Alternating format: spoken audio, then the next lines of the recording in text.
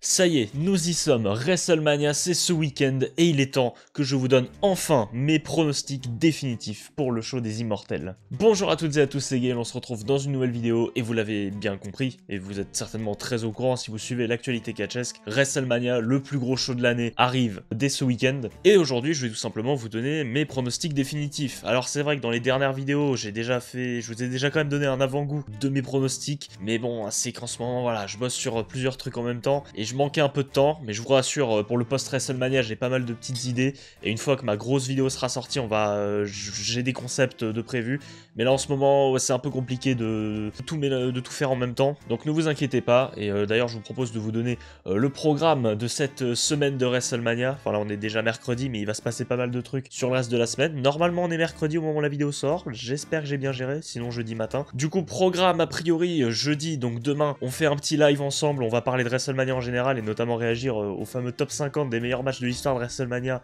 publié par la WWE sur YouTube. Il y a de très fortes chances qu'il y ait un live samedi également. Alors je sais pas trop encore si ça va être juste un gros live preview, si ça va être un live react de Stand and Deliver, c'est possible que ce soit peut-être un peu les deux. Je pense que ce sera plus un live grosse preview de WrestleMania, où on va discuter tous ensemble du show. Et évidemment il y aura là où les reviews du show, j'espère. J'aimerais dans l'idéal faire une review par nuit de WrestleMania, ce serait quand même vachement bien. Et je pense même la semaine prochaine faire un live gros débrief de WrestleMania tous ensemble, on va pouvoir discuter un peu plus directement et rentrer un peu plus en détail dans les matchs. Je pense que ça peut être très sympathique et pour ça il va falloir bien évidemment vous abonner à la chaîne pour ne rien rater de la suite. La transition était pas mal trouvée je trouve, excusez-moi. Hein. Évidemment si vous passez un bon moment, n'hésitez pas à liker la vidéo, ça soutient énormément la chaîne et je vous invite évidemment à me faire vos pronostics dans les commentaires et à me donner également votre niveau de hype pour ce WrestleMania. Est-ce que vous êtes hypé? Est-ce que vous n'êtes pas hypé? C'est vrai qu'il faut dire que cette route de WrestleMania a pas fait l'unanimité sur beaucoup d'aspects. Ce que je peux comprendre, il y a beaucoup de storylines qui se sont accélérées un peu au dernier moment. Il y en a qui n'ont absolument pas emballé le public, il y en a qui ont été quasiment délaissés, il y a des matchs qui n'ont pas de storyline du tout et qui sont là pour être là. Écoutez, on va essayer de rentrer un maximum en détail et de revenir sur les storylines, les histoires et qu'est-ce qui, je pense, va se passer dans ces matchs, quels seront mes pronostics. C'est tout le but de cette vidéo.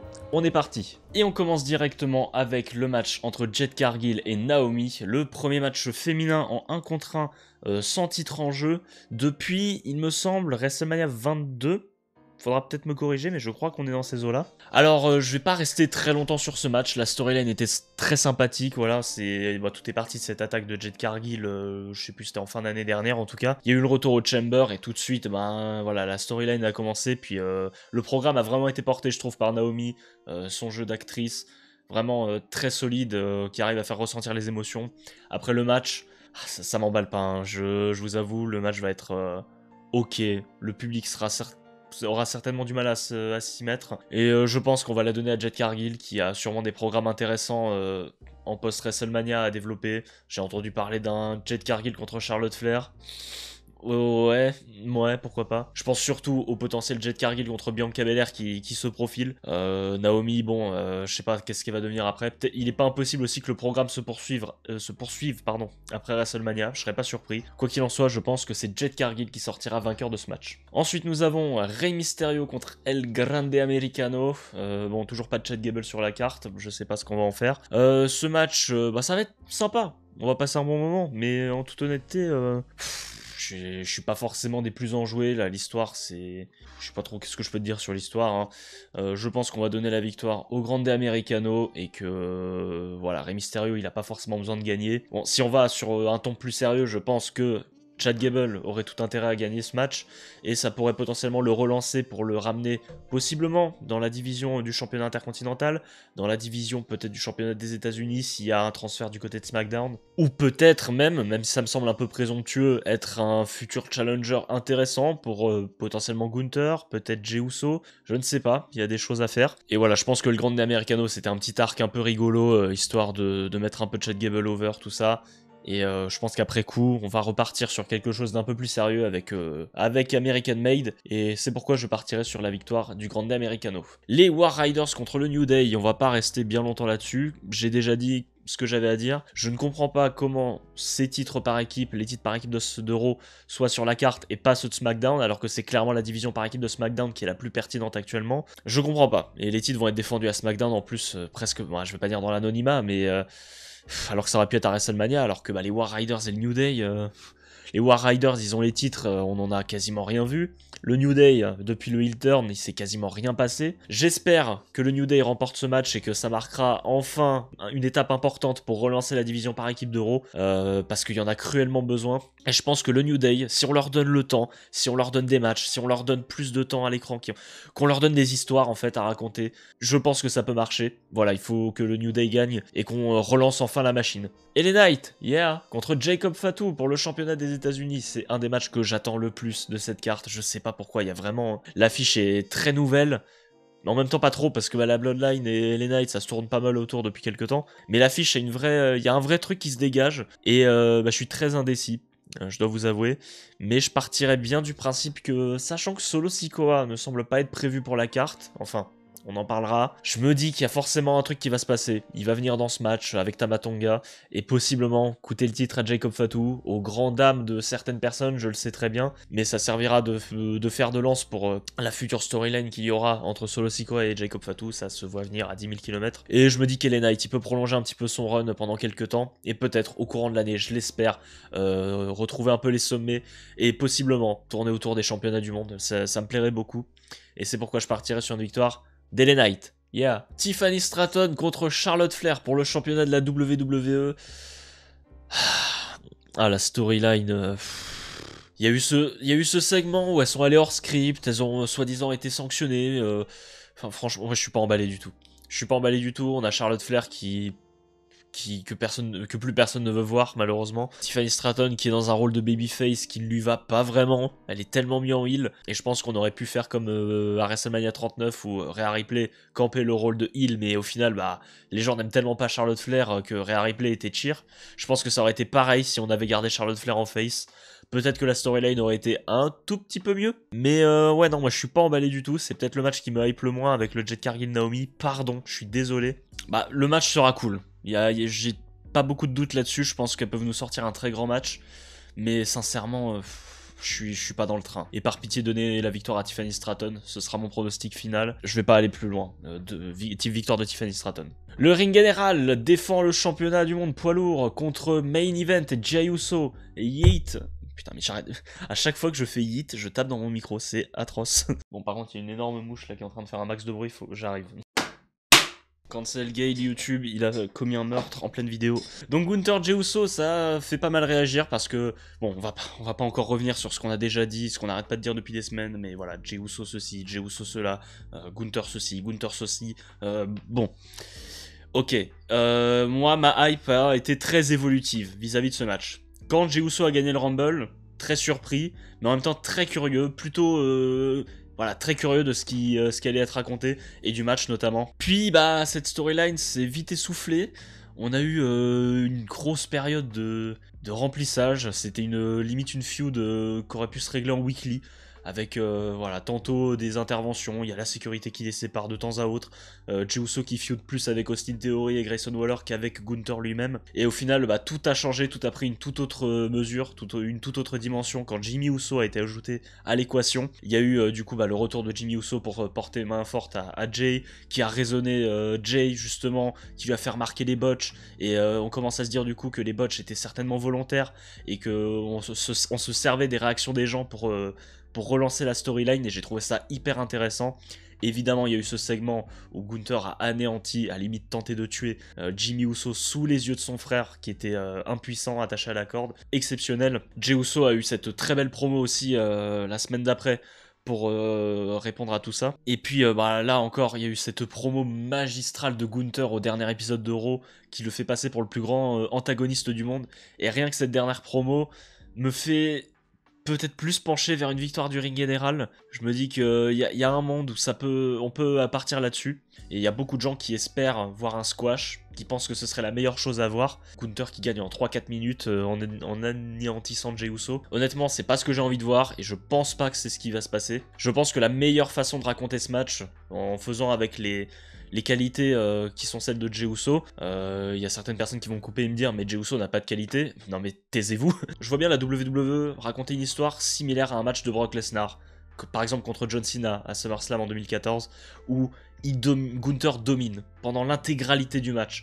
Jey Uso ne voit pas le jour. Voilà, pendant l'intégralité du match, Gunther domine et ne laisse rien à Jey Uso.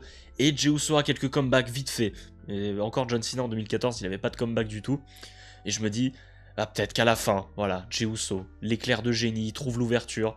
Il y a Jimmy Uso qui l'encourage, il entend Jimmy Uso l'encourager, il le voit à travers une prise du sommeil. Il se passe un truc, il y a une magie, alors forcément on va dire, ouais mais c'est nul, Jey Uso il aura rien fait encore. Mais la magie opérera à 100%. Ici il doit faire un Hulk Up comme Hulk Hogan à l'époque, allez let's go. Et franchement, bah, l'entrée de Jey Uso sera déjà légendaire, je pense que sa victoire le sera aussi. Et bon, voilà, il perdra peut-être le titre assez vite derrière, mais je pense qu'on peut donner la victoire à Jey Uso, j'y crois. Et Gunther saura se relever de tout ça, et puis même pour aller reprendre le titre quelques temps après, je pense qu'on peut faire comme ça. Mais ouais, on aurait un bon feel-good moment, un grand moment. Ouais, ce sera mon pronostic final, victoire de Main Event, Jey Uso. Le triple menace du box-office, le triple menace au star power démesuré, Roman Reigns contre CM Punk, contre Seth Rollins, avec Paul Heyman dans le coin du best in the world. Et ouais, toute l'histoire avec Paul Heyman a pris une toute autre tournure, notamment avec le dernier épisode de Raw. J'ai été le premier à être très critique sur ce match au début, parce que je trouvais qu'on désacralisait les affiches individuelles qui étaient possibles entre tout le monde. Mais la storyline a quand même beaucoup changé mon avis, et c'est un des matchs qui me hype le plus de cette carte. L'histoire racontée va être terriblement intéressante. Bon, déjà, on a bien compris que Roman Reigns et Paul Heyman, c'était fini. Heyman a l'air du côté de Punk, mais on a Seth Rollins qui s'est vraiment réaffirmé depuis 2 semaines là dans cette storyline. Il y a eu la promo avec Paul Heyman là il y a quelques temps, où il lui a dit maintenant tu me dois une faveur, tout ça, combien tu vaux Paul Heyman. C'était exceptionnel, limite dérangeant en fait comme promo. Rollins il avait vraiment l'air menaçant, et j'ai beaucoup aimé ça. Et on commence vraiment à nous brouiller les pistes et à nous emmener vers une potentielle association entre Seth Rollins et Paul Heyman. Et j'avoue que plus ça va, plus je me dis, ah, il y a un truc à exploiter là. Ce serait la fin du Seth Rollins visionnaire, tout ça, que j'aime beaucoup, hein. Mais peut-être qu'un bon coup de 109 pour Seth Rollins, ça lui ferait un bien fou. Et c'est vrai que j'étais quasiment sans hésitation à partir sur une victoire de Punk il y a quelques temps. Mais là, je suis en train de changer d'avis. Et je pense qu'on peut avoir un gros swerve sorti de nulle part, avec Rollins qui s'associerait à Paul Heyman. Et bah, du coup, l'architecte qui prendrait sa victoire. Roman Reigns repartira dans la Pampa faire ses vacances jusqu'à SummerSlam. Punk, on va bien voir, bah, on peut potentiellement relancer le programme avec Punk et Rollins. Ça va peut-être tourner un peu en rond, mais je pense qu'on peut on peut encore raconter quelques trucs avec eux. Et ce sera mon pronostic, victoire de Seth Rollins. On va parler de Randy Orton et son adversaire qui sera face à Randy Orton à WrestleMania, parce que voilà, on a Kevin Owens qui est blessé, et d'après les insiders, on ne devrait pas le revoir avant un bon moment. Il va peut-être même rater WrestleMania 42 l'année prochaine. Ça fait chier, mais quoi qu'il en soit, on lui souhaite tout le meilleur. Mais avant d'écarter complètement Kevin Owens, attention, je ne remets pas en cause tout ce qui a été dit, mais en même temps, on peut se dire, est-ce que ce serait pas un work finalement? Est-ce qu'on n'est pas en train de jouer avec nos émotions, de jouer justement sur cette storyline? Parce que on rappelle que Randy Orton a été écarté pendant quelques temps parce qu'il vendait une blessure au cou, parce qu'il avait subi le package pile driver de Kevin Owens. Ça pourrait, mais en même temps, c'est vrai que là d'un coup ça sort un peu de nulle part. Enfin, il n'y a pas eu vraiment d'éléments scénaristiques sur lesquels on a appuyé, pas de prise que Kevin Owens a encaissé sur lesquels on a appuyé pour aller dans ce sens-là. Donc j'ai quand même des doutes sur le fait que ce soit un work. Au fond de moi je l'espère, parce que bordel, ne pas avoir Kevin Owens pendant plus d'1 an, c'est dur, ça va nous manquer énormément, parce que c'est tellement l'un des meilleurs à la WWE. Mais enfin bon, si c'est un work, ouf, et on va avoir un classique. Si c'est pas un work, bah encore une fois, on souhaite tout le meilleur à Kevin Owens. Maintenant, il y a plusieurs possibilités pour son adversaire. Et il y en a 4 qui, selon moi, sont relativement plausibles. J'en ai même 5. La première que je vais vous mentionner, mais que j'élimine d'office, c'est Sami Zayn. Voilà, c'est l'ami de Kevin Owens. Ça peut être un remplaçant relativement évident, même si bon, il n'y a pas vraiment de logique scénaristique, parce qu'ils n'ont pas vraiment d'animosité, Sami Zayn et Randy Orton. Et ouais, je pense que malheureusement, on va devoir se passer de Sami Zayn sur ce WrestleMania, mais s'il venait à être l'adversaire de Randy Orton, je prends, ce serait pas mal. Mais pour le coup, c'est peut-être celui en quel je crois le moins. Ensuite, je vais éliminer Aleister Black, forcément, on en parle beaucoup, parce qu'il a re-signé avec la WWE, mais là, il y a plusieurs teasings qui ont eu lieu depuis quelques temps, depuis quelques semaines du côté de Raw et de SmackDown. Et il me semble que la date de son retour a déjà été révélée, c'est il me semble au lendemain de WrestleMania, ou en tout cas au SmackDown d'après WrestleMania, je sais plus trop.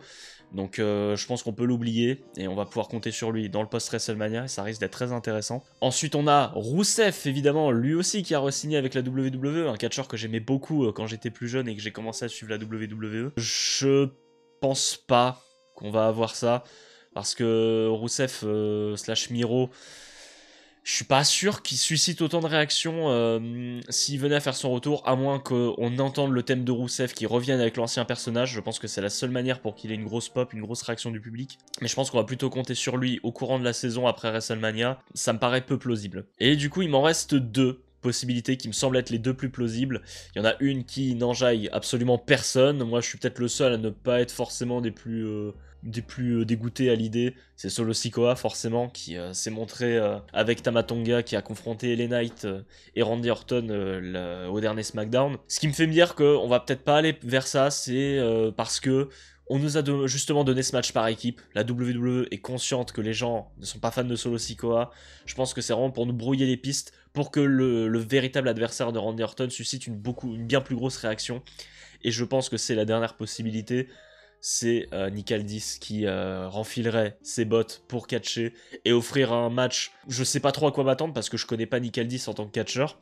Mais ce serait une affiche totalement inédite et plutôt intéressante pour WrestleMania, je pense. Ça susciterait de belles réactions, surtout si Nick Aldis l'annonce des SmackDown, il y aurait une grosse réaction. Et ouais, je pense qu'on partirait sur ça. Et si on venait à avoir ce match, je pense que Randy Orton en sortirait vainqueur. Liv Morgan et Raquel Rodriguez contre Bayley et Lyra Valkyria. On va pas s'arrêter très longtemps. Je pense que ce match peut être l'opportunité de peut-être lancer un vrai programme entre Lyra Valkyria et Bayley. Donc potentiellement quelque chose qui leur coûterait la victoire. En même temps, Liv Morgan, l'avoir à cette place dans la carte, je suis pas forcément fan, sachant qu'elle a eu une sacrée année 2024 quand même. Je pense que de toute manière, on va amorcer la chute du Judgment Day progressivement après WrestleMania. En soi, Liv Morgan et Raquel Rodriguez vont conserver les titres et qu'elles vont les perdre certainement un peu plus tard dans l'année quand le Judgment Day sera en implosion complète. Et ça, on va en parler un peu plus tard encore une fois. Donc je pars sur une victoire du Judgment Day. AJ Styles contre Logan Paul, une plutôt belle affiche. Ça risque d'être très sympa dans le ring. La storyline, je l'ai pas vraiment suivie. On a Karrion Kross quand même qui a essayé de rendre ce programme intéressant. Au final, c'est peut-être lui qui a été le plus pertinent dans ce programme, en essayant de révéler le côté obscur d'AJ Styles. Mais sinon, ouais, le programme, pas grand chose à dire. Logan Paul, il est là, donc c'est cool. Ça va faire des vues sur WrestleMania. AJ Styles, voilà, il va sûrement nous offrir un très bon match. Mais voilà, je vais pas m'étaler plus que ça. Victoire d'AJ Styles. L'un des matchs que j'attends le plus là qui arrive, Drew McIntyre contre Damian Priest dans le Sin City Street Fight. C'est peut-être un des matchs qui a été les mieux construits finalement de cette route de WrestleMania. C'est deux catcheurs que j'adore, qui nous ont offert des petits segments sympas. Le match de Clash at the Castle l'an dernier, j'arrête pas d'en parler, mais bordel, qu'est-ce que je l'ai adoré. Et je pense que voilà, il faut qu'on leur donne le temps qu'il faut, au moins 15 bonnes minutes. Et ils vont nous raconter une belle histoire, on va avoir des beaux spots, je pense, une belle violence. Et je partirais bien sur une victoire de Drew McIntyre quand même. La seule chose qui me fait un peu peur, c'est est-ce que Damian Priest va pouvoir ressortir et se relever de cette défaite? J'espère juste qu'on va pas le ramener dans la sous-mid-card et qu'il va au moins tourner autour peut-être des championnats de mid-card, peut-être revenir quand même aux côtés des championnats du monde. Je l'espère, mais je pense que Drew McIntyre a besoin de cette victoire et il pourrait être un superbe adversaire potentiel pour Jey Uso, pour peut-être Cody Rhodes si Cody Rhodes l'emporte. Donc voilà, je vais partir sur une victoire de Drew McIntyre. Le Fatal 4-Way pour le championnat intercontinental, Bron Breakker qui défend contre Finn Balor, Penta et Dominic Mysterio. L'affiche est incroyable, ça va être incroyable, ça va être une folie. Comme je l'ai dit, t'as vraiment tous les éléments pour avoir un classique. T'as la puissance de Bron Breakker, le work rate avec Finn Balor et Penta, le storytelling avec les deux mecs du Judgment Day, Dominic Mysterio qui va prendre la hit pendant tout le match. il y a du suspense, il y a tout. Il y a vraiment tout pour avoir un très grand match. Voilà, si on évaluait les probabilités de victoire, je pense que les deux moins probables seraient Penta et Finn Balor. Parce que Penta, voilà, c'est parce qu'il a eu des gros débuts à la WWE qu'on le met là. Et je pense il va continuer à tourner autour du titre intercontinental et possiblement le prendre au courant de l'année. Mais je le vois pas forcément gagner dès WrestleMania. Ensuite Finn Balor parce que c'est Finn Balor, hein, la WWE ne veut pas miser sur Finn Balor, il va servir de mec qui va prendre le pin. Et puis voilà, c'est tout. Et enfin il reste Bron Breakker et Dominic Mysterio qui sont pour moi les deux plus probables. Bron Breakker parce qu'il a un sacré run, mais en même temps je pense qu'il est déjà prêt pour aller vers les sommets et peut-être aller concourir pour le championnat du monde, ou en tout cas se rapprocher du main event et avoir des gros programmes contre certaines grosses têtes. Et de l'autre côté, il y a Dominic Mysterio, le mec qui... Voilà, il a eu une très grosse phase, notamment quand il était aux côtés de Rhea Ripley. Mais une fois que le Judgment Day a commencé à se briser avec le départ de Damian Priest et de Rhea Ripley, il a quand même perdu vachement de momentum, je trouve. J'espère de tout cœur que c'est lui qui va gagner ce match, ce sera mon pronostic à la fin, parce que voilà, il y a quelque chose à écrire avec Finn Balor. Je pense que c'est Finn Balor qui va prendre le pin de la part de Dominic Mysterio, et à partir de là, on va amorcer la chute du Judgment Day, et on aura très certainement un programme entre les deux autour du championnat intercontinental. Et voilà, Penta sera certainement un candidat pour prendre le titre à Dominic Mysterio plus tard dans l'année. Et puis Bron Breakker, lui, va commencer à se diriger tout doucement vers le haut de la carte. Et tout le monde sortira grandi de ce match, sauf Finn Balor peut-être. Mais tant pis, victoire de Dominic Mysterio. Le triple menace pour le championnat féminin où Io Sky défend contre Rhea Ripley et Bianca Belair. Incroyable affiche encore une fois. Storyline... un peu moins, on va pas se mentir. On a eu Rhea Ripley qui est devenue insupportable parce qu'elle a pas arrêté de râler. Io Sky qui essaie de s'imposer comme elle peut. Bianca Belair qui a gagné le Chamber. Ouais, la storyline n'a pas chauffé beaucoup de monde, je crois. Ça a même saoulé pas mal de gens, et je peux comprendre. Mais le match, je pense, va compenser tout ça. L'affiche est incroyable. Et les trois peuvent sortir vainqueurs. Hein. Les trois me paraissent légitimes. Ce qui me fait peur, c'est que si Rhea remporte le titre, qu'est-ce qui se passe derrière? Est-ce qu'on refait contre Liv Morgan? Je pense pas que c'est ce qu'on a envie de voir. Et en fait, le truc, c'est que de plus en plus, je partais au départ sur une victoire d'Io Sky, mais je pense de plus en plus à une victoire de Bianca Belair, du coup, notamment, voilà, on avait été chez R1 Fight sur TikTok il y a quelques jours, sur le Weekly Wrestling, on en a parlé, et on m'a convaincu quand même que Bianca Belair, avec un potentiel heel turn, ça pourrait être très intéressant, et je pense que, ouais, trouver une gruge, un truc où elle pourrait gagner de manière très, très sale pour lancer un tout nouveau personnage et fatalement le programme avec Jade Cargill qu'on pressent depuis des mois. Donc ce sera mon pronostic final, je pense que Bianca Belair repart avec le titre pour mon plus grand plaisir. Et enfin, le main event de ce WrestleMania, le tout dernier match, l'une des plus grosses affiches pour moult raisons. Cody Rhodes défend le championnat de la WWE contre John Cena. Bon, je vais encore répéter un peu l'histoire, mais voilà, John Cena, c'est sa dernière année, son dernier WrestleMania. Il rate le Royal Rumble de peu, il remporte le Chamber, il turn association avec The Rock qu'on n'a pas vu depuis. Et on a bien compris quelle était la direction et qu'est-ce qui allait se passer par la suite entre John Cena et Cody Rhodes. On a eu des superbes promos, je trouve, pendant la tournée européenne. La première à Bruxelles, il y a eu Glasgow, et je pense la meilleure, en tout cas la plus pertinente, c'était celle de Londres. Il me semble que c'était à Londres où là on a eu un réel échange entre les deux et les deux se sont envoyés des réels pics en se répondant. Alors que bon, les promos précédentes c'était voilà, je fais mon speech pendant 10 minutes, l'autre répond avec un speech de 10 minutes et on se sépare. On a eu très peu de physicalité, si ce n'est au moment du turn de John Cena forcément et le crossroads de Cody Rhodes lors de leur dernière confrontation. On a continué à faire monter l'intensité, on a rétabli les enjeux de ce match avec John Cena qui veut partir de la WWE avec le titre, enlever toute l'histoire, tout ça aux gens, et Cody Rhodes qui justement veut garder ça auprès de lui avec cette belle promo, avec tous les anciens designs de ceinture. C'est un match pour définir l'avenir